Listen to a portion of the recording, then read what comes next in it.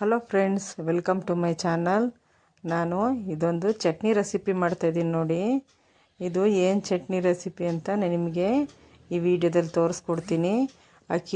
ಅಕ್ಕಿ ರೊಟ್ಟಿ ಜೊತೆ ಇದು ತುಂಬ ಟೇಸ್ಟಾಗಿರುತ್ತೆ. ಈ ಚಳಿಗಾಲಕ್ಕೂ ಅದಕ್ಕೂ ಇದು ತುಂಬ ಚೆನ್ನಾಗಿರುತ್ತೆ ಈ ಚಟ್ನಿ. ಇದನ್ನು ಮಾಡೋದು ಬೇಗನೆ ಆಗುತ್ತೆ. ಒಂದು ಸ್ವಲ್ಪ ಐಟಮ್ಸ್ಗಳನ್ನ ಇಂಗ್ರೀಡಿಯೆಂಟ್ಸ್ನೆಲ್ಲ ಹೆಚ್ಚಿಟ್ಕೋಬೇಕಷ್ಟೇ ಮೇಯ್ನು, ಇನ್ನೇನು ಇಲ್ಲ. ಇದಕ್ಕೆ ನಾನು 5 6 ಹಸಿಮೆಣ್ಸಿಕಾಯಿನ ಈ ಥರ ಗ್ಯಾಸಲ್ಲಿ ಸುಟ್ಕೊತಾ ಇದ್ದೀನಿ. ಆಮೇಲೆ ಒಗ್ಗರಣೆಗೆ ಈರುಳ್ಳಿ ಮತ್ತು ಕರ್ಬೇವಿನ ಸೊಪ್ಪು, ಇದಕ್ಕೆ ಮೇಯ್ನ್ ಇಂಗ್ರೀಡಿಯೆಂಟ್ಸು ಮೂಲಂಗಿ ಹಾಕ್ತಾಯಿದ್ದೀನಿ ನಾನು.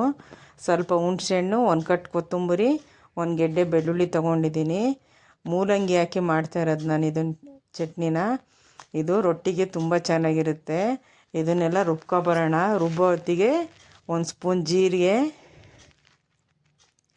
ಮತ್ತು ಸ್ವಲ್ಪ ಅರಿಶಿನ, ಒಂದು ಅರ್ಧ ಸ್ಪೂನಷ್ಟು, ಆಮೇಲೆ ರುಚಿಗೆ ತಕ್ಕಷ್ಟು ಉಪ್ಪು ಹಾಕ್ತಾಯಿದ್ದೀನಿ. ಮತ್ತು 10 ಕಾಳುಮೆಣ್ಸು ಹಾಕಿದ್ರೆ ಸಾಕು. ನನ್ನ ಹತ್ರ ಕಾಳುಮೆಣ್ಸು ಖಾಲಿಯಾಗಿತ್ತು, ನಾನು ಪೌಡ್ರನ್ನೇ ಹಾಕ್ತಾಯಿದ್ದೀನಿ, ಒಂದು ಅರ್ಧ ಸ್ಪೂನಷ್ಟು. ಇದಿಷ್ಟು ರುಬ್ಕೊಬರೋಣ. ಈಗ ಒಗ್ಗರಣೆಗೆ ಎಣ್ಣೆ ಕಾಯಕ್ಕಿಟ್ಟಿದ್ದೀನಿ. ಸಾಸಿವೆ ಮತ್ತು ಕಡಲೆಬೇಳೆ ಹಾಕ್ತಾಯಿದ್ದೀನಿ ನಾನು ಒಗ್ಗರಣೆಗೆ.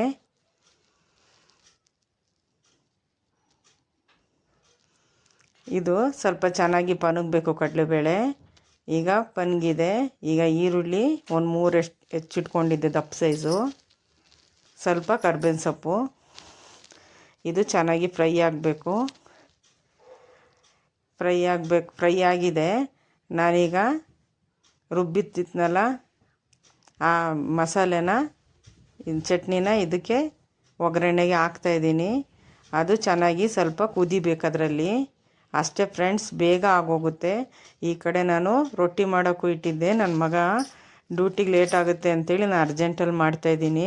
ಹಾಗಾಗಿ ಸ್ವಲ್ಪ ಅದು ಸ್ಕಿಪ್ಟ್ ಆಗಿದೆ ನಾನು ಚಟ್ನಿ ರುಬ್ಬಿದ್ದು. ಈಗ ನಾನು ಇದನ್ನು ನಾನು ಮನೆಯಲ್ಲೇ ಕಾಯಿಸಿದ್ನಲ್ಲ ತುಪ್ಪದ ಜೊತೆ ಸರ್ವ್ ಮಾಡ್ತಾಯಿದ್ದೀನಿ.